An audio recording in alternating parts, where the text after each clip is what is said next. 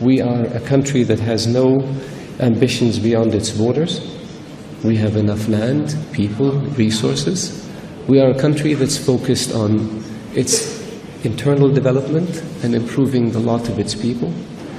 We are a country that is seeking security, peace and stability in our area and by extension the world. That's who we are. And that's what our policies aspire to. And we have dealt with the challenges in our region this year in ways that the world maybe is not used to. But that's because, frankly, there was a vacuum.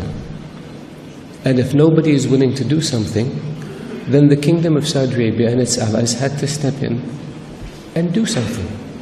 We acted in Yemen to prevent a legitimate government from collapsing and from the country being taken over by a radical militia allied with Iran and Hezbollah, which was in possession of heavy weapons, ballistic missiles, and an air force.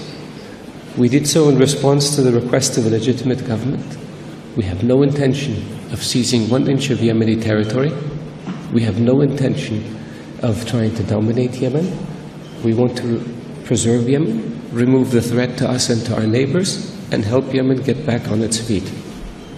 In Syria, we are working to bring about change, political change, if possible, to what is happening in Syria in order to remove a man who is responsible for the murder of 300,000 people, the displacement of 12 million, and the destruction of a nation. A man who is the single most effective magnet for extremists and terrorists in the region. That's our objective, and we will achieve it. We're trying to work with other countries in the region, whether it's Egypt, whether it's Iraq, whether it's Sudan, whether it's countries in the Maghreb, to try to help them deal with their economic issues as well as deal with extremism and terrorism. And we will succeed. Again, I have no doubt.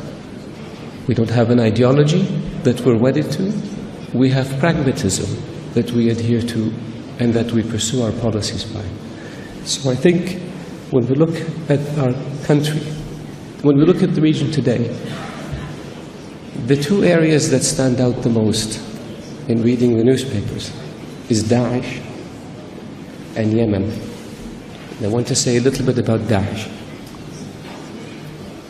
Daesh is a terrorist organization composed of psychopaths who have no religion and no morals. They attract other psychopaths, and it's a cult, and it will be defeated.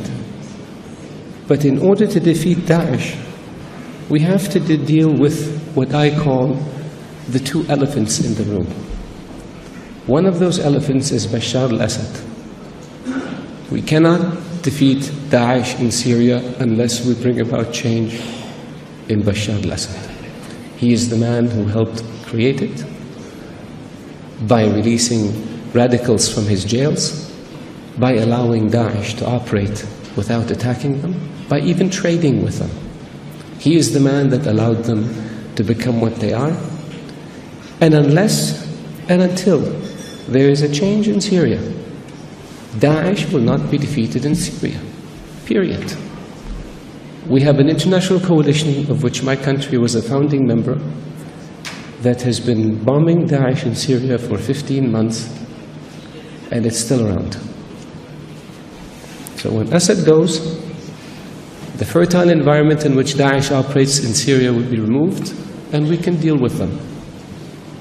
The second elephant in the room is the implementing the reforms that were agreed to in Iraq in 2014 that would bring the Sunni community into the fold, that would create an equitable system between Sunni, Kurd, Shia, Caledonians, all Iraqis. That also will pull the rug out from under Daesh in Iraq and allow the country and its allies to defeat it. Everything else we do is putting Scotch tape on an open wound. We've got to deal with the source of it. Those are the two main sources. Yemen, I'm more optimistic about, because the legitimate government of Yemen is now in control of 3/4 of the country. The humanitarian assistance in the areas that are controlled by the government is flowing effectively. The humanitarian suffering that exists in the Houthi Saleh-controlled areas is as a consequence of the Houthis in Saleh hijacking their people and starving them and laying siege on their towns in order to score political gains. But that too will come to an end. It takes time. We will not stop until the job is finished. And our objective for Yemen is a new Yemen, a stable Yemen, a united Yemen, a Yemen that will be open to reconstruction and development, that will then result in a prosperous Yemen that will be a good neighbor to us. And so this is, with this, I think I've said enough, so maybe I'll stop here and take some questions. Thank you.